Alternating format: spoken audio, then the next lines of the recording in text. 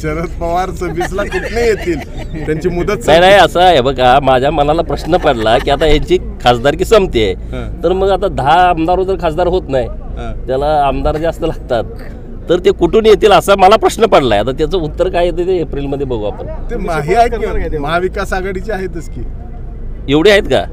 एक खासदारी एवढे नाही नसते.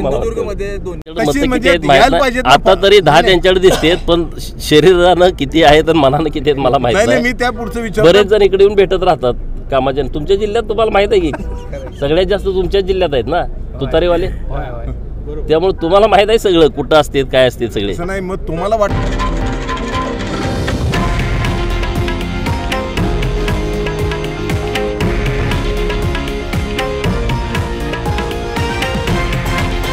हे आहे देशातील नंबर 1 न्यूज नेटवर्क आणि आपण पाहत आहात TV9 मराठी, एकमेव.